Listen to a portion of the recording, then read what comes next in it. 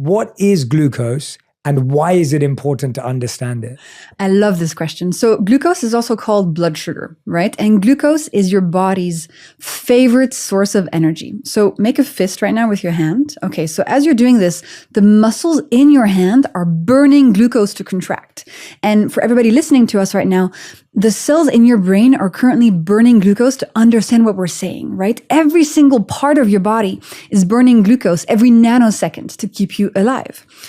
And as human beings, the main way that we provide this very important glucose to our body is by eating foods, specifically by eating two categories of foods. Starches, so that's bread, pasta, rice, potatoes, oats, and sugars, anything that tastes sweet, from an apple to my favorite triple-layered chocolate cake, okay? So we eat starches and sugars and we give glucose to our body. So you might think, okay, I want lots of energy. Who doesn't want energy? So if glucose is my body's energy, I should give my body as much glucose as possible. I should eat as many starches and sugar as possible. Well, that's actually not the case. I love to take the image of a plant. Do you have any plants at home? Many. Okay. So you know that in order to keep a plant alive, you need to give the plant some water. But what happens if you give the plant too much water? It dies. Exactly. And the human body is similar. Some glucose, everything's going great. Too much glucose and problems start happening. Most of us are giving our bodies too much glucose. And this leads to a whole bunch of symptoms. Cravings for sweet foods, chronic fatigue, brain fog, inflammation, faster aging, hormonal issues, and then long-term the development of type 2 diabetes. So my whole purpose is to teach people how to eat the foods that they love, the starches and the sugars, in a way that's not going to cause problems. So how do you keep eating the spaghetti and the cookies and the bread in a way that is not going to damage your health? That's the whole thing. Talk to us about glucose spikes and why are people measuring their glucose levels? What does that show us? And what are we trying to get our glucose to map at? So when we eat a meal or food that contains a lot of glucose, so for example, a chocolate cake is a good option, a good example, or a plate of pasta or anything else that's starchy or sweet, when we deliver that glucose very quickly to our body, we experience what's called a glucose spike, which means just a rapid increase in how much glucose is in your body. And if you're wearing a glucose monitor, you will see this. It will look like this mountain that's just rising and rising and rising, and then it crashes. You don't need to wear a glucose monitor to understand the benefits of my work, by the way, but it's a cool visual tool. So what happens in your body when we spike? Why is it bad for us?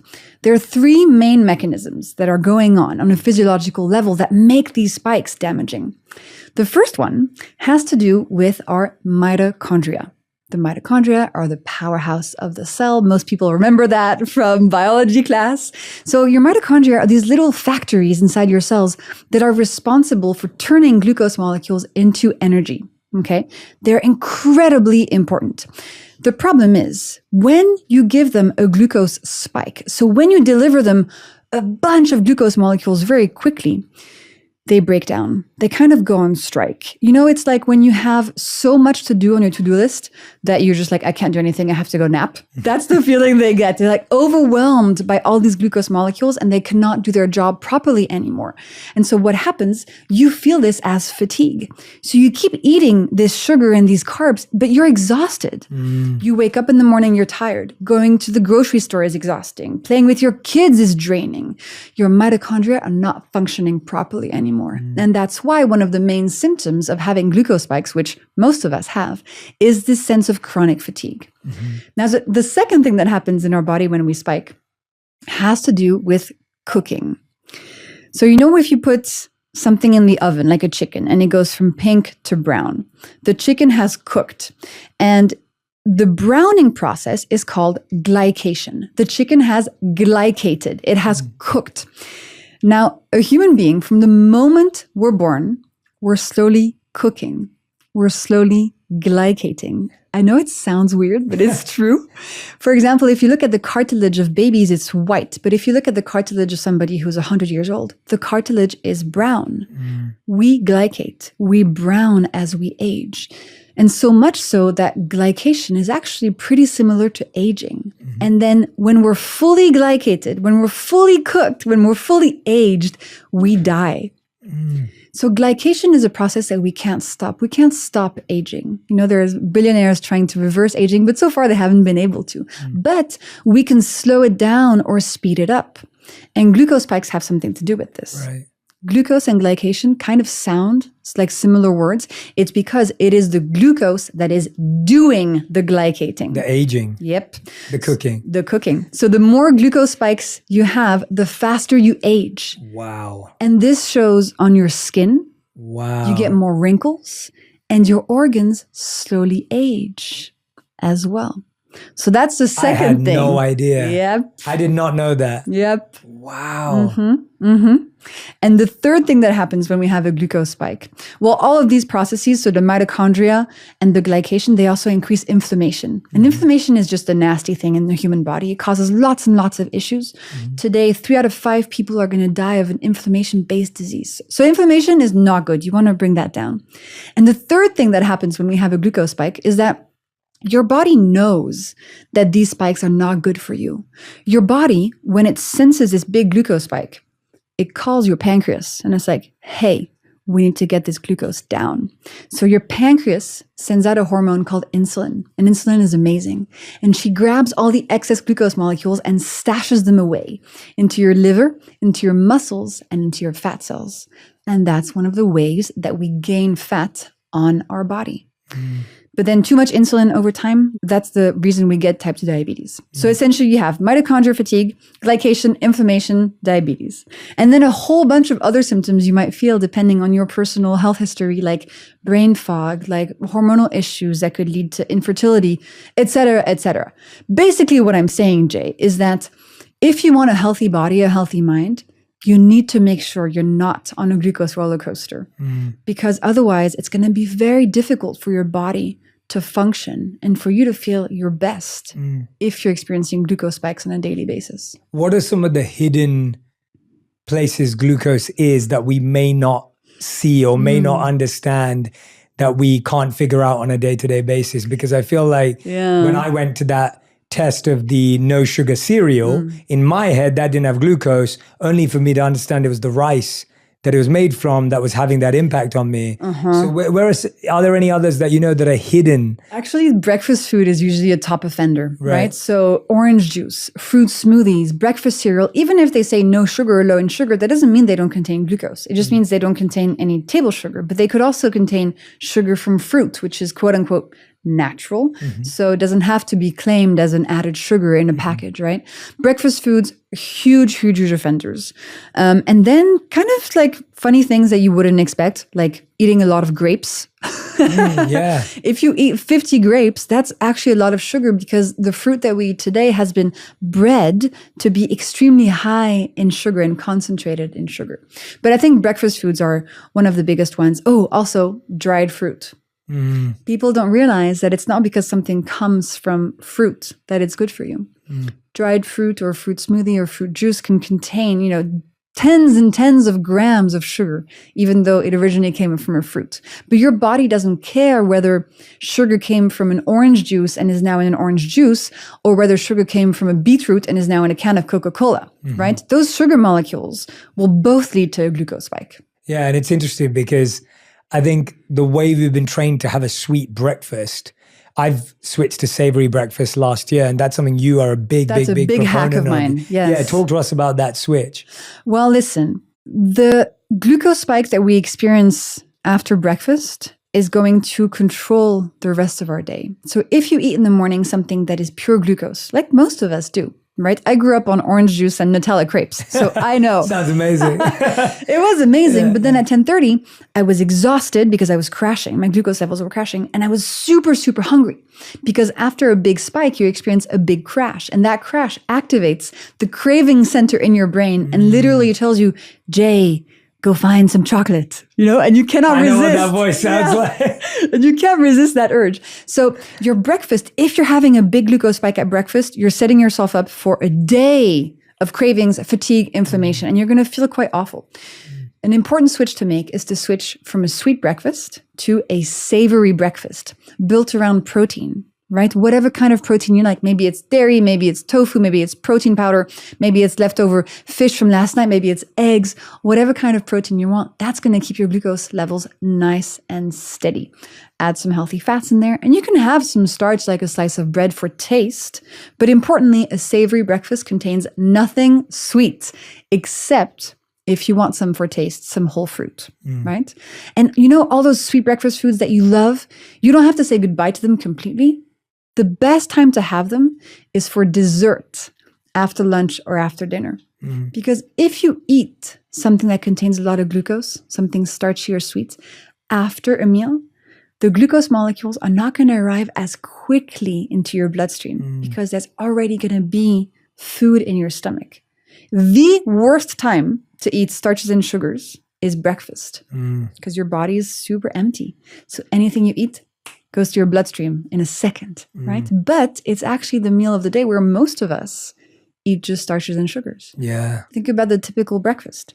Orange juice, oats with honey on them, breakfast cereal, fruit smoothies. Oatmeal with raisins. Exactly. Yeah. And then you wonder why most of us feel so terrible throughout the day. Why it's 4 p.m. and we're exhausted and we need coffee or Red Bull. We have cravings all throughout the day and even at night. Your breakfast controls how you feel for the whole day. And I think switching from a sweet breakfast to a savory breakfast is almost like, in the movies when they go through the mirror, it's a parallel universe. Yeah. And you really feel so different. Absolutely. So different. All of a sudden you have steady energy. Your brain is clear. You feel good. You feel like yourself. You're not controlled. You're not a victim to these cravings anymore. Yeah. What should someone eat at 3 p.m. when they're tired? Because everyone has that post-lunch, slump. Well, they do. Afternoon slump. They do, but it actually can go away. If you steady your glucose levels and if you no longer have these spikes, you don't have to feel that post-meal slump anymore. Because generally that slump comes from your glucose having spiked and now dropping. Because after every spike, there's a drop. And this drop can make you feel really, really, really tired. So if you feel those symptoms of the post-meal crash, the best thing to do is to start with your breakfast. So have a savory breakfast. Then the second thing I would recommend is at lunchtime, make sure that you start your meals with a specific type of ingredient that is going to help balance your glucose levels.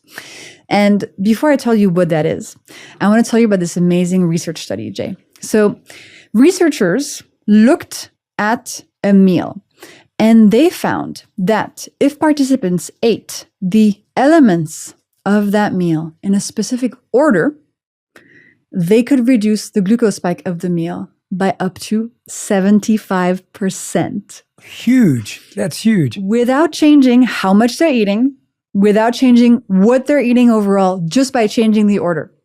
And when I was in school, I remember biology teachers telling us, when you eat, it all becomes a big soup in your stomach. And so I thought, how is this possible? How can the order in which you eat the elements of a meal have an impact? So the research is fantastic. It turns out that when you start your meals with vegetables, the fiber in the veggies, when you eat it first, has time to coat your upper intestine and create a sort of protective mesh, like a shield on the walls of your intestine. And that shield then slows down how quickly the rest of the meal is going to access your bloodstream, how quickly the molecules from the rest of the meal are going to make their way into your bloodstream. And so veggies first is this very important hack. Now, the scientists... I used to always eat my veggies last. Really? Because you hated them? Yeah, because you eat all the carbs first and all the rest of it. You're like, oh, yeah. And actually, so when you go to restaurants, they often give you bread at the beginning of the meal. Yeah. And actually, it's pretty smart. So I think there's a whole conspiracy here. Because if you give people some bread at the beginning of your meal, so you're super hungry, you eat the bread. Bread is starch, it turns to glucose. So very quickly you experience this glucose spike. And about 90 minutes later, you're crashing. And that's when the waiter comes over and is like, hi, anybody would like some dessert? And at that point, you're feeling this intense craving for sugar because of that glucose drop. So you're going to order dessert. Wow. That makes sense to me. I love bread at the start and dessert at the end. Yeah. But the best thing to do actually is to delay that bread and first have your veggies and then have your main dish and have the bread, during the main dish or after the main dish. And that way you can still enjoy the bread, but the glucose molecules are going to be protected by that fiber mesh and not going to create that big of a spike. So you won't feel those cravings 90 minutes later. You won't feel the energy crash. So that's another super important hack. And if you do nothing else, just at your next meal, eat what you would normally eat. Just add a plate of vegetables to the beginning of your meal. And it can be 3 baby carrots. It can be some beautiful roasted cauliflower with tahini or whatever. It can be some salad. It can be any sort of veggies you have in your fridge, and tomatoes count as well. And you'll see how different you feel after the meal. No crash, no cravings. And you're also helping your body become healthier from within. And interestingly, Jay, this hack actually has a lot of parallels in cultural habits. So, I'm French, and in France, we have this tradition of crudité at the beginning of a meal, which is raw veggies. In Italy, they have antipasti, which is generally vegetables at the beginning of the meal. In the Middle East, you usually start your meals with herbs eaten by the bunch. So none of the stuff I'm talking about is that revolutionary. It's kind of common sense, but we've lost touch with these traditions, and now we understand the science behind them. So I want us to bring them back. Yeah, that's spectacular. There was a study you were about to quote, and then I cut you off. Tell me. With I don't know, you were about to say, and the study says, and then I said, I used to eat my vegetables last. I don't know what that was. I think I was just talking about the food order. Okay, so 75%. Yeah. And so ideally, from a scientific standpoint, you would always start your meals with the veggies, then the proteins and the fats, and then the carbs last, the starches and sugars last. Now, that's a scientific theory. And if you want to decompose your meal and do that specific order, you can. But I think from this science, we can just extract the most important piece of information, which is veggies first and the carbs towards the end of the meal to reduce the spike. I think that's so practical. Yeah. I think all of us can at least do that with whatever's on our plates. And if we can just make that shift today, we're going to start to see the benefit, and that will hopefully push us in that direction. Exactly. And then naturally you crave less sugar and you feel better. And it's these small tweaks, and you don't have to cut out foods. We're not talking about restricting how much you're eating. I'm actually telling you to add food to your meal, and that is going to improve your health. So veggies first. That's another very key hack that I recommend people try out. What's the connection between blood sugar levels and mental health? Because I think, again, even though we are making those connections now, I think often we don't recognize how correlated our diet and our mental health is. That's the reason I got into this in the first place. So when I was a teenager, I had an accident. I broke my back jumping off a waterfall. Had very intense surgery. I have lots of metal in my back now. And physically, I was fine because you recover fast when you're that young. But then my mental health started going really down the drain. So anxiety, depression, depersonalization, I felt like my brain was completely broken. I didn't feel like myself anymore. And I went on a journey to try to understand how to get better. And that's what got me studying biochemistry. That's what got me into genetics. And then almost 10 years after my accident, 10 years of darkness, I finally had my first clue. I was part of a pilot experiment, and during it, I could wear a glucose monitor. And I saw, Jay, that the days where my glucose levels were spiking and dropping a lot, my mental health was worse. And the days where my glucose levels were steady, my mental health was so much better. And this changed everything for me, because I had been completely lost for the better part of a decade, trying to understand what the heck I could do to improve my mental health. And I was lost, let me tell you. And nobody said, oh, you should look at your lifestyle. But in that moment, I remember that day, I was feeling one of these episodes come on of depersonalization, which is this horrible mix of brain fog, feeling like a stranger in your own body. I mean, it's terrible. And I scan my glucose monitor, and I see one of the biggest glucose spikes I had ever seen. And so I started putting 2 and 2 together. I said, wait a minute, is it possible that this glucose spike is actually causing this episode? Anyway, so that opened the gates really wide for me. I was like, wow, this is fascinating. And I started doing all the research I could. And I saw that I wasn't alone, that most people experience glucose spikes on a daily basis, even if they don't have diabetes. And that these spikes are correlated to all the things we spoke about and to mental health. So as I started managing my glucose levels, my mental health started improving. And so what's the connection? Well, the cells in your brain also use glucose for energy. And so you know those three things I talked about? The mitochondrial damage, the glycation, the inflammation, the insulin. Your brain cells also feel these consequences of spikes. And we don't fully understand how the brain works, but we do understand that when these things happen in the brain, it's not good. We also know that glucose spikes impact tyrosine levels. And tyrosine is an important molecule that regulates our mood.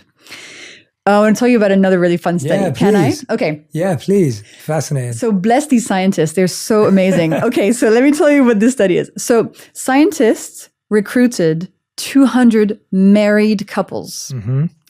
They gave each person in the couple a voodoo doll representing their spouse. Wow. I know. They told the married people to please, over the next 6 weeks, put a pin in the voodoo doll every time your spouse annoys you.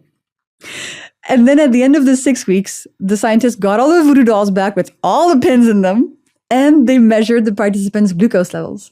They found that the people who had the most irregular glucose levels had put the most pins in the voodoo doll representing their spouse. And that's where the tyrosine hypothesis started coming up. They saw that being on a glucose roller coaster can impact how irritable you are, how you see those around you, how nice you are, how triggered you are by your spouse.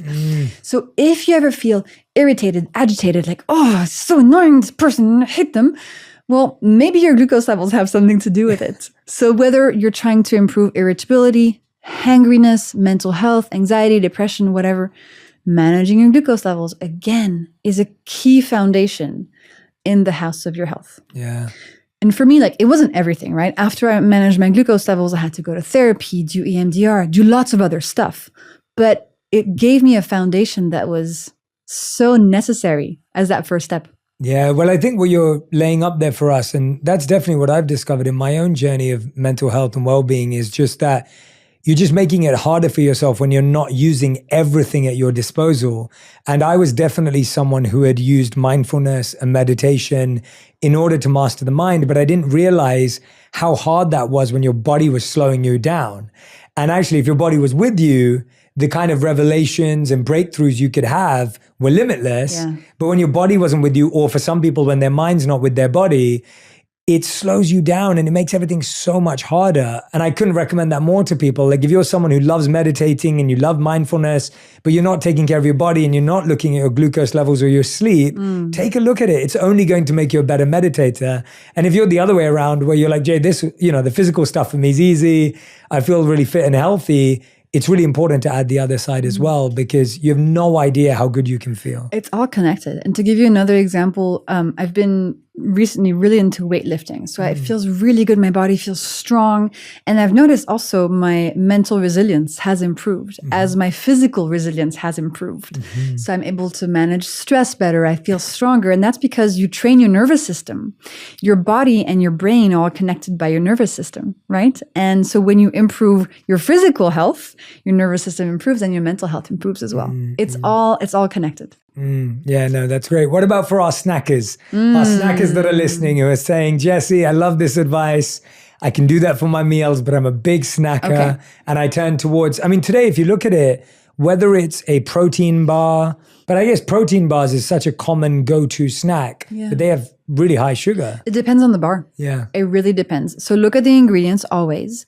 And when you look at the ingredients list on the back of a product, they are ordered by weight. So if the first ingredient says sugar, that means sugar is the most important ingredient in that product. And then they decrease, right, in weight. So if you see in the first 5 ingredients of anything, whether it's a protein bar or yogurt, if there's any type of sugar in the first 5 ingredients, then that product is dessert. Okay? So if it says That's such a great tip.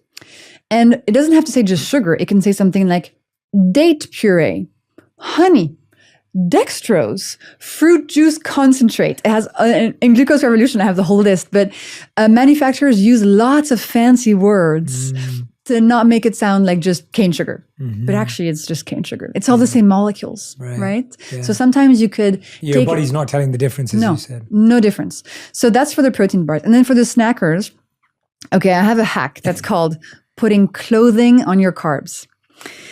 Anytime you eat carbs, so carbs being starches or sugars, make sure to never eat them naked. And by naked, I mean on their own. So never snack on just a piece of bread or never snack on just a cookie.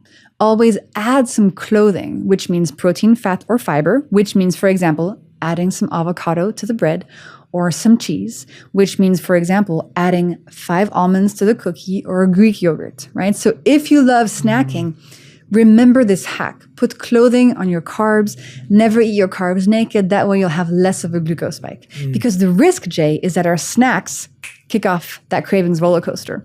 Because between meals, our stomach is empty. So same concept as for breakfast. You don't want to eat too much sweet stuff. Otherwise, it's going to make a big spike. And you're not going to feel very good 90 minutes later.